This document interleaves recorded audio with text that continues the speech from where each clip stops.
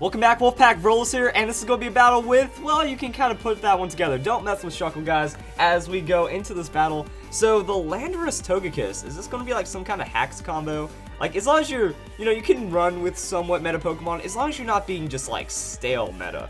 You can have Landorus on your team and not be a completely unoriginal player, even though the name of that Landorus, I love it, 100% original on that Landorus, and that's going to be the Intimidate and Togekiss. So I could see Togekiss if it is Scarfed maybe, or it goes for some kind of setup.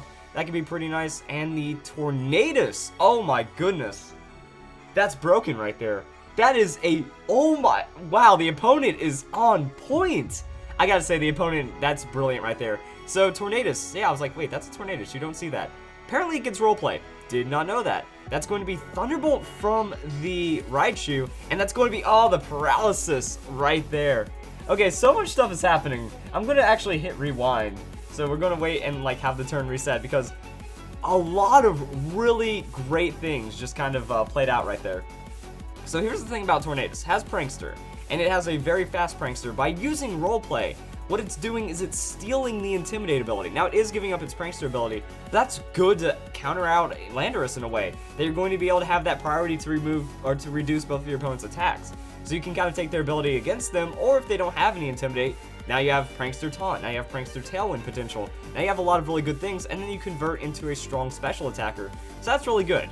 And then this is just unfortunate right here. Thunderbolt lands, and it gets the paralysis. 10% chance right there, and then we get the weakness policy on Togekiss. Now I wasn't expecting the weakness policy, and since Landorus protected, that means there's no Scarf, but we do see the Tailwind from the Togekiss, so we don't need Scarf in any of this. We're going for setup kind of things, and that is going to be the Rock Slide. Tornadus though going to avoid the Rock Slide.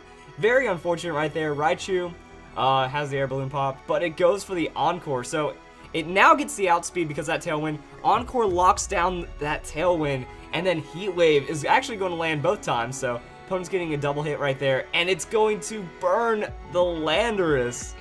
Man, I almost need to replay this turn to break down. And then the paralysis. What? What are the odds of all of that? 10% paralysis, 10% burn, just a Tornadus with roleplay, and then faint on the. Wow, wow, the opponent is amazing. That's unreal. Okay, so we have Landorus. I guess he just, yeah, that's just kind of the end all right there.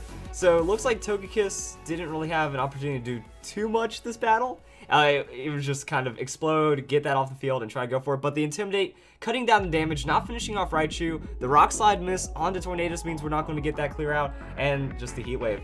So the opponent, yo, Faint Raichu, Faint, that's a great supportive Raichu right there. I mean, has Encore, has Faint, I guess not Fake Out, or he just went for the damage because he anticipated the Protect, but Faint, I feel, is a very powerful move.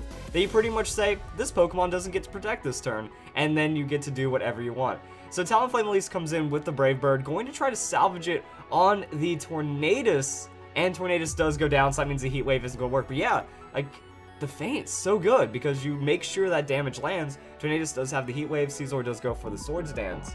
So I mean, the opponent's strategy, very brilliant, but I mean, that's unreal. Like, what do you have to say about the first couple of turns right there? That it almost, like, the lead pretty much countered out, just out of sheer luck right there in a way. Like, how do you know it's going to be, like, Faint Raichu with Encore and stuff? Well, Raichu does have Encore, but we do get the Brave Bird. Wow, back-to-back Brave Bird, trying to salvage the game right here. Takes a lot of damage in that recoil, and Scizor going to go for that +2 Bullet Punch, which will take out the Raichu. Okay, never mind. Looks like we are going to get over the HAX in this situation. Is it going to come back? Because now it's a 1v2 out of nowhere against Glorak.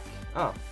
Alright, so that's going to be Talonflame with the Brave Bird onto Charizard. I mean, I like the idea that the opponent was going for, but in the end, it looks like it wasn't enough. Wow, okay. I thought this was going to be like just a snowball, but even coming back from the 10% burn, the 10% miss, the 10% paralysis, and then the 25% pure paralysis, that's brutal. But I do like the idea that the strategy was getting at. Maybe it's like Rock Slide into Air Slash with a weakness policy boost for raw damage, and then you have Explosion. Tailwind boosting the Explosion means you're going to clear the field, and then you're going into Talonflame Scizor. How do you respond to that?